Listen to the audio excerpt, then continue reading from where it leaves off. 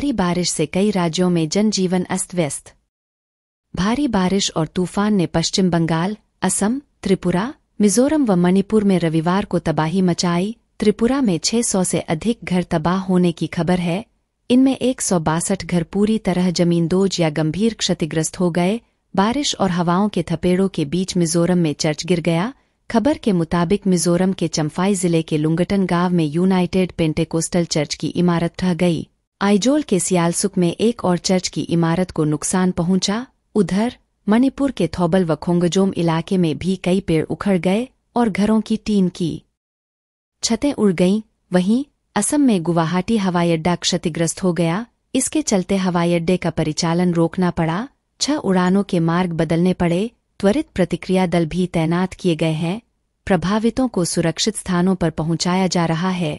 पश्चिम बंगाल की सीएम ममता बनर्जी ने स्थिति का जायजा लिया और चक्रवात प्रभावित लोगों से मुलाकात की। जलपाईगुड़ी में चक्रवात के कहर के बीच मुख्यमंत्री ममता बनर्जी ने जलपाईगुड़ी सुपर स्पेशलिटी अस्पताल में तूफान पीड़ितों से मुलाकात की। उन्होंने आश्वासन दिया, प्रशासन प्रभावित इलाकों में मुस्तैद है, जरूरी सहायता प्रदान की जा रही है। सरकार पीड़ितों की मदद के लिए हर संभव प्रयास कर रही है।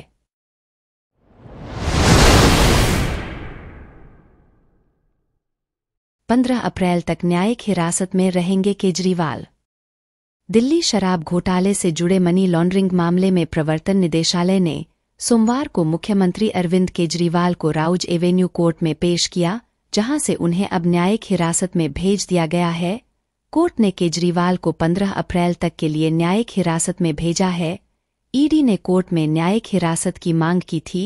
अरविंद केजरीवाल की पेशी के दौरान पत्नी सुनीता, आप नेता सौरभ भारद्वाज, आतिशी, गोपाल राय समेत कई नेता मौजूद रहे। बीती 28 मार्च को अरविंद केजरीवाल को कोर्ट ने राहत नहीं दी थी और 1 अप्रैल तक के लिए ईडी की रिमांड पर भेज दिया था। ईडी ने 21 मार्च को गिरफ्तार किया था। केजरीवाल पक्ष के वकील ने जेल में कुछ दवाइयां उपलब्ध करवाने के लिए कहा है। साथ ही 3 किताब की मांग की है। Ramayana, how prime minister decide by journalist Neeraj Chaudhary, Mahabharata. Kejriwal के वकील ने स्पेशल डाइट की मांग की है। अरविंद केजरीवाल ने अपना लॉकेट और टेबल चेयर भी मांगी है।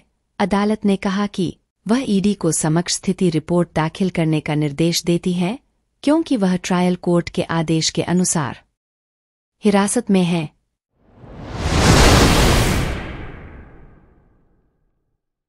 पन्नू मामले में भारत के सुरक्षा हितों का संबंध।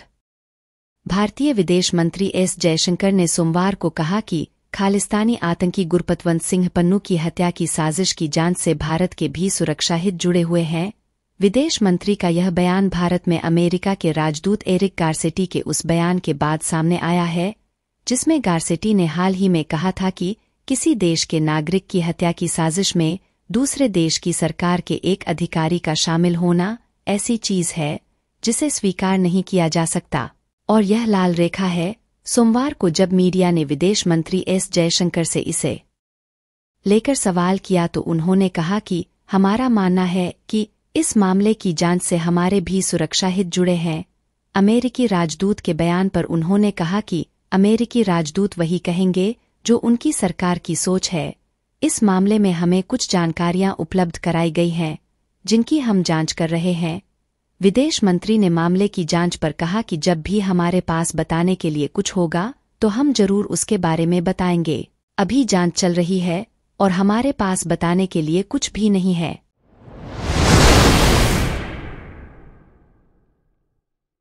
नए वित्तीय वर्ष में लागू हुए नए नियम। नए वित्तीय वर्ष की शुरुआत के साथ ही नेशनल पेमेंट सिस्टम से जुड़े नियमों में बदलाव होने वाला है। आज 1 अप्रैल से एनपीएस के खाते में लॉगिन करने के लिए 2 फैक्टर ऑथेंटिकेशन जरूरी हो गया है।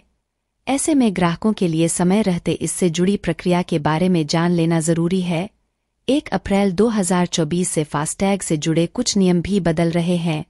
अगर आपने अब तक अपनी कार के फास्टैग की बैंक केवाईसी पूरी नहीं की है तो 1 अप्रैल से शुरू होने वाले नए वित्तीय वर्ष में आपको परेशानी झेलनी पड़ सकती है।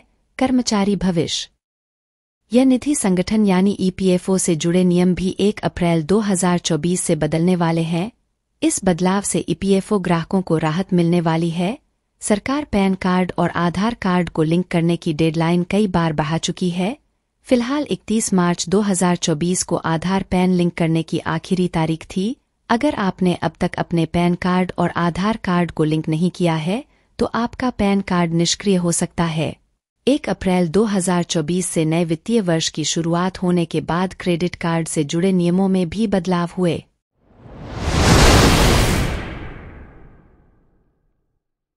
कांग्रेस से 1700 करोड़ की रुपए की होगी रिकवरी।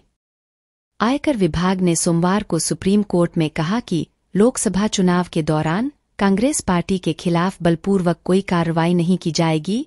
आयकर विभाग की तरफ से सुप्रीम कोर्ट में पेश हुए सॉलिसिटर जनरल तुषार मेहता ने कहा कि 1700 करोड़ रुपए की रिकवरी के मामले में लोकसभा चुनाव को देखते हुए कांग्रेस पार्टी के खिलाफ कार्रवाई नहीं की जाएगी। आयकर विभाग ने मामले की सुनवाई जून तक टालने की मांग की। मेहता ने कहा कि हम नहीं चाहते कि चुनाव के दौरान किसी राजनीतिक पार्टी के लिए मुसीबत खड़ी करें।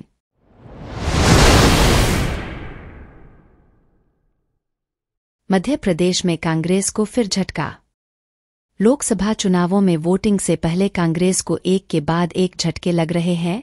कांग्रेस और कमलनाथ के गढ़ छिंदवाड़ा के महापौर विक्रम आहाके भी भाजपा में शामिल हो गए हैं। इससे पहले अमरवाड़ा विधायक कमलेश शाह ने भाजपा का दामन थामा था। इस पर कांग्रेस प्रत्याशी नकुलनाथ ने उन्हें गद्दार करार दिया। इसे आदिवासी नेता का अपमान बताया गया और इससे आहत होकर ही विक्रम आहाके ने कथित तौर पर भाजपा की सदस्यता ली है।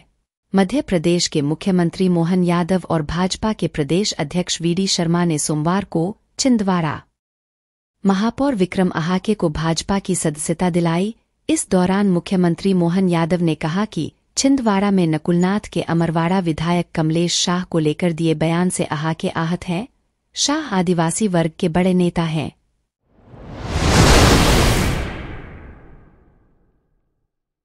केरल के तटीय इलाकों में बाढ़ जैसे हालात। मुख्यमंत्री पिनाराई विजयन ने बताया कि भारतीय राष्ट्रीय महासागर सूचना सेवा केंद्र ने केरल तट पर ऊंची लहरों की चेतावनी जारी की है। उन्होंने मछुआरों और तटीय निवासियों से सावधानी बरतने की अपील की है। पश्चिम बंगाल और असम के साथ साथ केरल भी मौसम की मार झेल रहा है। केरल के कई तटीय गांव और शहर में बाढ़ के हालात बन गए हैं, जिससे नौकाओं और मछली पालन से जुड़े लोगों को काफी नुकसान हो रहा है।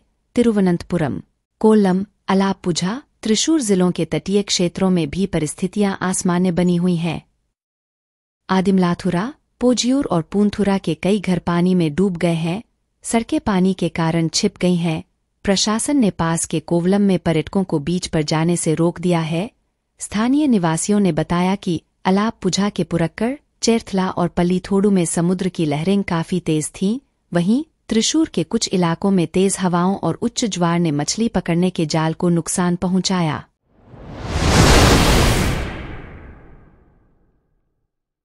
भारत का रक्षा निर्यात 21,000 करोड़ रुपए के पार। भारत का रक्षा बजट पहली बार 21,000 करोड़ रुपए के पार पहुंच गया है।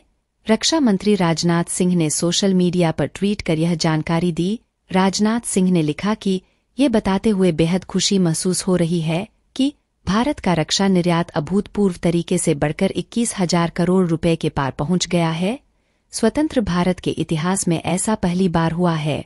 वित्तीय वर्ष 2023 से 24 में भारत का रक्षा निर्यात पिछले वित्तीय वर्ष की तुलना में 32.5% की बढ़ोतरी के साथ 21,083 करोड़ रुपए के स्तर पर पहुंच गया है। रक्षा मंत्री राजनाथ सिंह ने एक अन्य ट्वीट में लिखा कि पीएम मोदी के दूरदर्शी नेतृत्व और रक्षा मंत्रालय द्वारा किए गए प्रयासों के चलते भारत के रक्षा निर्यात में यह ग्रोथ देखी गई है। रक्षा मंत्री ने कहा कि हमारे रक्षा उद्योग, जिसमें निजी और डीपीएसयू भी शामिल हैं, ने हाल के वर्षों में शानदार काम किया है। रक्षा निर्यात के क्षेत्र में नई ऊंचाइयों को छूने के लिए सभी शेयरधारकों को बधाई।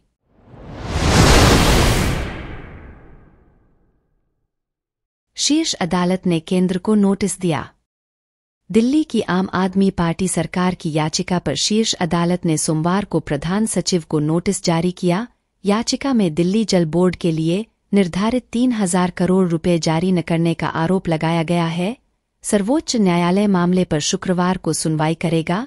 इससे पहले दिल्ली सरकार की ओर से पेश वकील अभिषेक मनु सिंघवी ने पिछले महीने अदालत से कहा था कि बजट विधिवत पारित किया गया था, फिर भी दिल्ली जल बोर्ड के लिए तय धनराशि जारी नहीं की जा रही है, जिसके चलते निधि की कमी हो सकती है।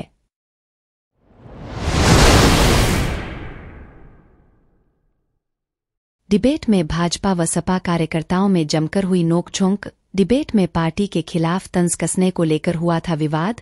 एक न्यूज चैनल की डिबेट में हुई नोकझोंक का वीडियो सोशल मीडिया पर हुआ वायरल। गजरौला थाना क्षेत्र इंदिरा चौक का मामला।